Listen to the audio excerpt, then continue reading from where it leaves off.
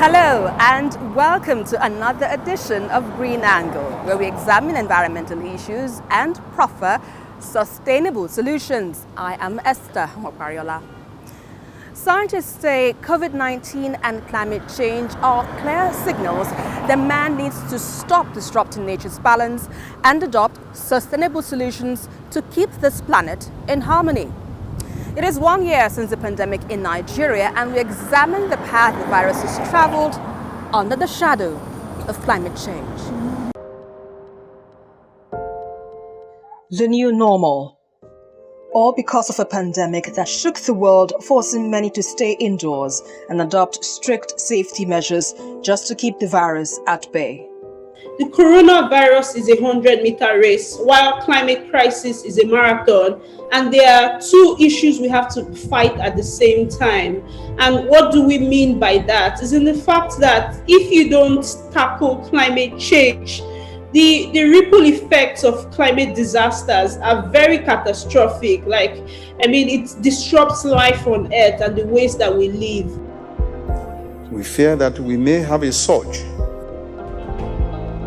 Now that is becoming clear to everyone. While it has been predicted that the virus will be with us for a long time, others are yet to come to terms with just how much of the world as we know it has been altered. Actually, they said that there's COVID-19, but I'm not afraid of it because it's not my portion. And I believe that even Bible makes us to understand that thousands will die by left and and by right, but it won't come near you. So if you believe that it won't near you, it won't near you. Because when they say during the time of Ebola, there's Ebola will normally come here and buy monkey. If you go there, you will see enough of monkey there. During Ebola time, we used to eat bushmeat. I'm eating every day.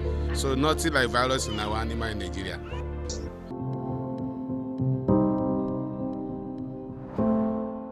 Nearly 75% of all infectious diseases like the Ebola virus, the SARS outbreak of 2002, and the Middle East respiratory syndrome have been linked to man's negative interaction with and exploitation of wildlife. In addition to these, changes in climate or weather, such as rising global temperatures, often affect the survival, reproduction, and distribution of these infectious diseases. Deforestation, which occurs mostly for agricultural purposes, is the largest cause of habitat loss worldwide, forcing animals to migrate and come in contact with other animals or people and share germs. Little things that we can do to fix it. If we take smaller actions, then we'll be fixing it. For instance, if we stop indiscriminate deforestation, we will be fixing it. The COVID-19 pandemic forced a reduction of global carbon emissions and improved air quality, owing to the lockdown of major cities. But despite this brief dip, a recent United Nations report revealed that the planet is still heading for a global temperature rise of 3 degrees Celsius this century.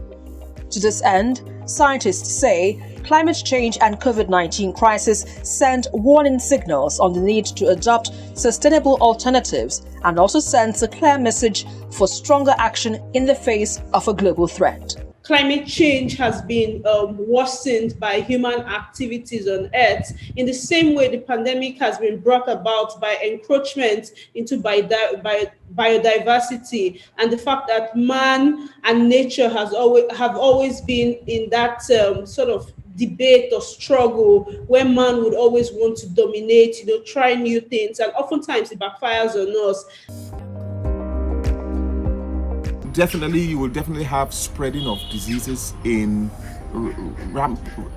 will ravage the nation. And the question is, can our economy handle that? Humanity faces a threat standing at a point where the climate bells couldn't sound louder and the call for action stronger. But man's inattentiveness and greed have made an idol of his appetite to satisfy his material ambitions at the expense of the environment that was made to protect and sustain his well-being for generations to come.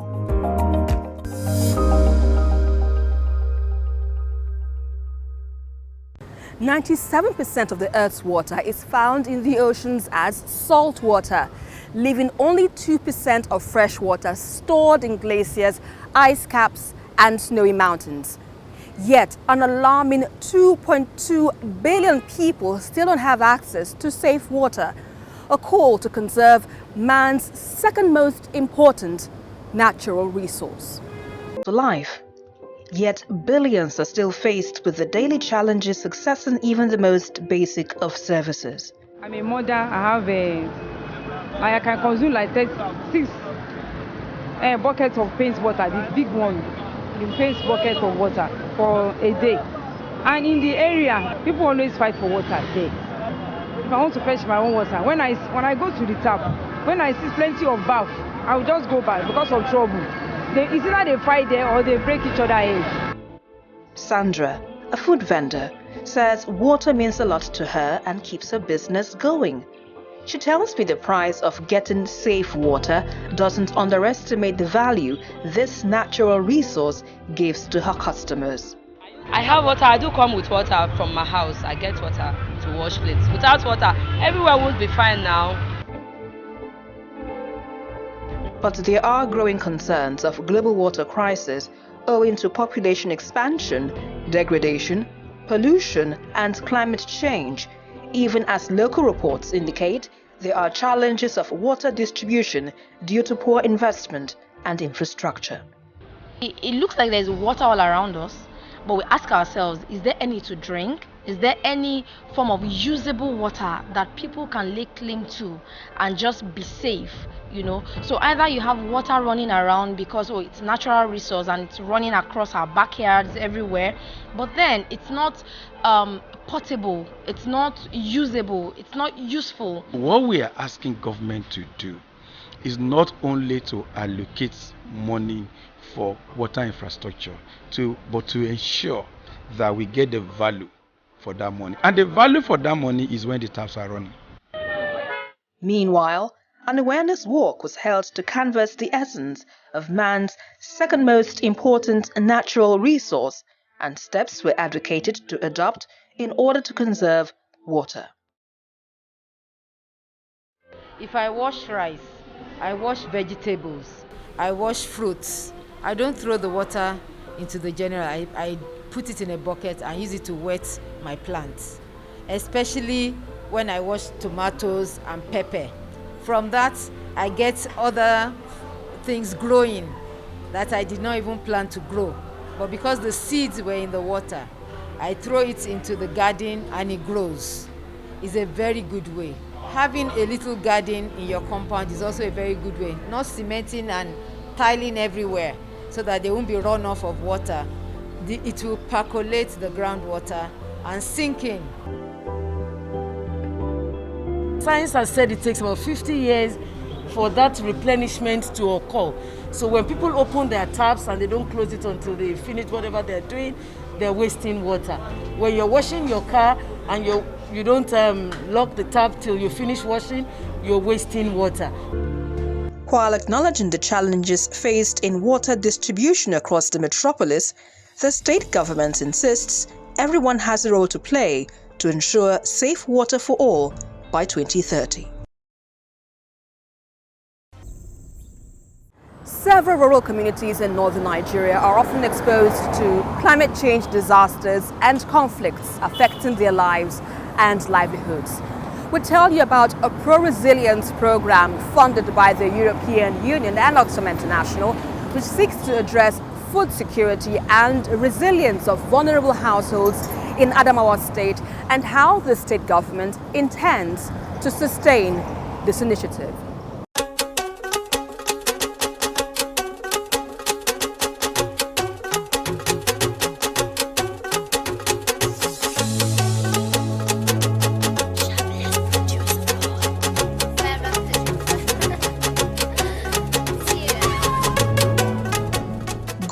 Local government is approximately 2 hours away from Yola, the Adamawa state capital. The majority here are Christians. It is one of the towns taking part in the intervention program, and I could see at once a connection. It is this river. Its state of partial dryness sends home a message. Most of the locals here are farmers, and who depend on rains to farm their crops. Not many have the resources to adopt irrigation techniques to boost their yields. It has been 9 months since this part of the country saw rain. The Nigeria Meteorological Agency had earlier predicted some dry spells in the north owing to changes in the weather. This puts residents living here in vulnerable conditions.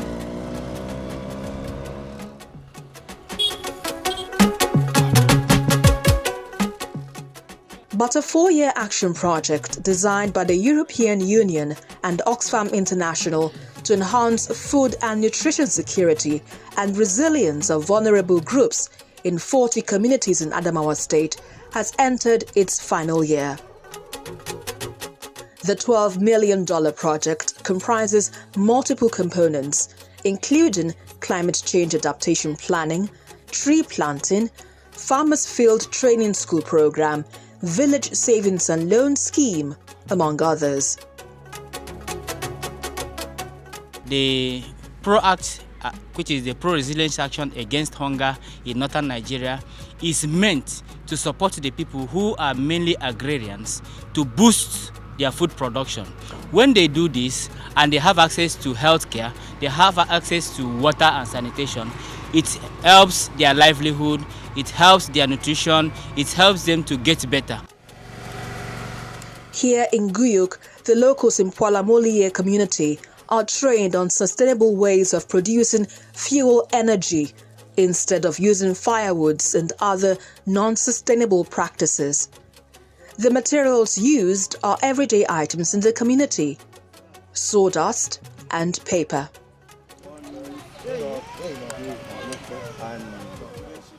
It's within their locality. They don't need to even go out there to search for it. I even give you an example that the Aduan that came with it is in their community. Some, even they fed their animals. They think that the leftover, it can no longer work again. It's a waste. It's not. It's very, very available and cheap. It's in their community.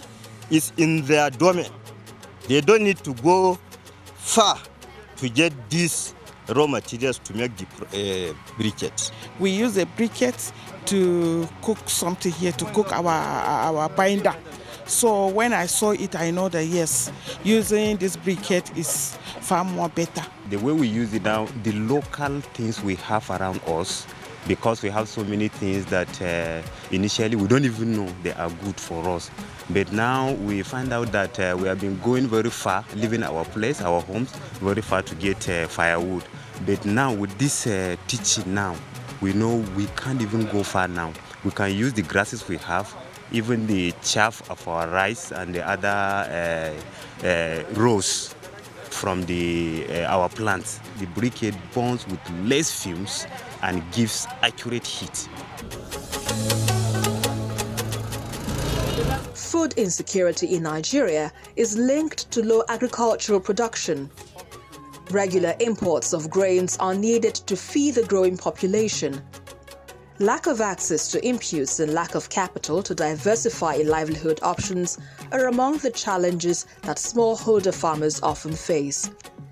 To this end, more than 21,000 farmers have acquired various skills on pre-season preparations and climate change mitigation strategies in the EU-funded project, the Farmers Field Training School Program. Onan Demas is a rice farmer in Banjiram community. He tells me he has recorded more than 60% increase in yields, especially during the dry season. At the end of the day, if you cultivate in an average in a hectare of a land, we normally get between 70 to 80 bags in a hectare of a land. So here I have about 2.5 hectares, which I'm expecting about 200 plus, almost getting to hectare bags of rice. We have off-takers normally from Gombe. What they do, they will come and buy it from us, then they will go and mill it and then send it, take it to South and sell it there. So we normally have people around in the neighboring states that normally come to buy. Sometimes we use some as seed, because sometimes I do also do what we call, I do plant foundation seed. When you plant foundation seed, that one is not a grain, because when you plant seed, you use it as a grain. Vast portions of land in Nigeria's northeast are becoming desertified. But to help locals build resilience against nature's hand, the project is distributing more than 400,000 seedlings across the 4 local government areas taking part in the project. Nagatha, a housewife, says this orchard in her home brings great benefit to not just her environment, but her household. I will advise the people in our environment to plant the trees to help us in making business, selling the fruits, help us in poverty problem. It will also serve as a shade in the environment. According to the World Bank, nearly 60% of Nigerians are unbanked. Most of the country's rural poor don't have access to banks or can't afford the high interest rates.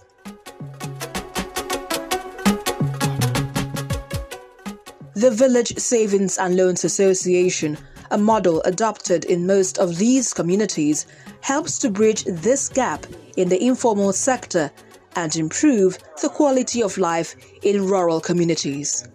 You see somebody going home with 20-something thousand naira, 50,000 naira, something that hitherto they could never do, and nobody could give them. So I think that's why the groups have been very empowering and very successful. And people are seeing that there are benefits.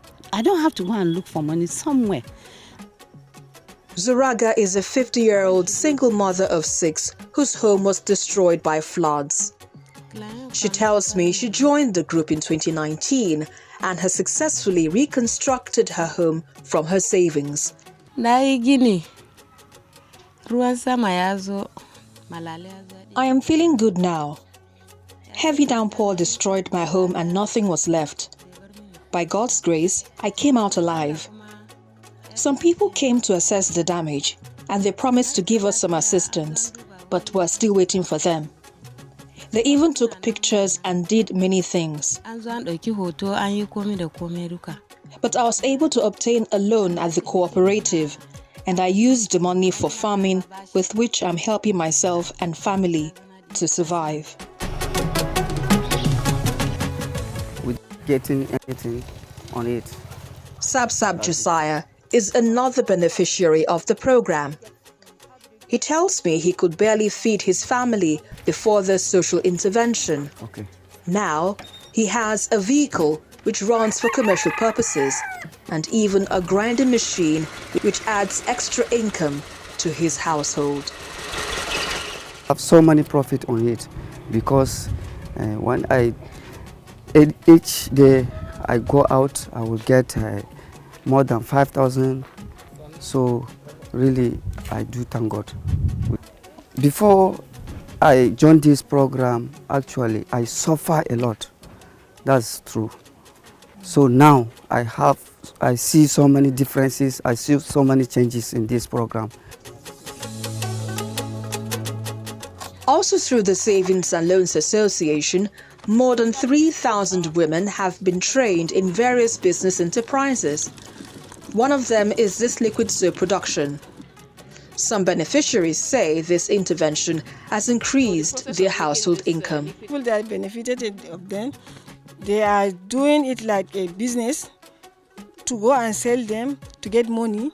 Some people that pay their school fees of their children. Okay, I make 40, 50 in 2 days. I must sell it up because they are buying it so much. In 30 bottles, I use 1,500 naira and I got like 500 as my benefit. Aside this intervention project, residents of a local community in Guyuk still have no access to potable water. Basic healthcare and schools are isolated or in poor conditions. Even the road networks leading to the community is in terrible shape. This is Paul Bemini community in Guyuk local government area in Adamawa State, and it is the shortest road that leads to Gombe State. But sadly, a portion of this road is being cut off by erosion. And just before me are a heap of stones laid by residents living in Paul Bemini to prevent further destruction of this major highway. Water is a problem. You know, now, as in dry season now, you don't get water in streams. The boreholes are drying up. We solicit the help of the government to come in, see things for themselves, and see where necessary to help the community. While the EU intervention program seeks to improve the lives of vulnerable households in disaster and conflict-affected communities in Adamawa State, the government says it will review some of its policies to sustain the models adopted in the Pro-Resilience Action Project. The state government is willing to continue wherever they stop, particularly for the community development plan, the OGP program, which seriously the committee is working towards it. All the thematic areas, the 7 thematic areas are ready and are planning to continue by adopting the action plan. It will soon be signed by His Excellency and will kick off. There are proposals from various NGOs that they want to occupy, and even the government. The government of Adamawa State is one of what we are assiduously working on as to how to make sure that everywhere there is availability of water. Because we have even come to discover that dry season farming is the best. So this is what we are right now planning, that we even feel much better secured when our farmers are involved in dry season farming, and on that basis we are trying to make sure that there is availability of water everywhere. Many so-called safety net programs run by government in Nigeria hardly ever reach the intended beneficiaries. Perhaps intervention programs that are people-centered, if they will ever lift the vulnerable out of their conditions and help improve food security, must be those that seek to reduce poverty levels in the shortest possible time and in the most sustainable way.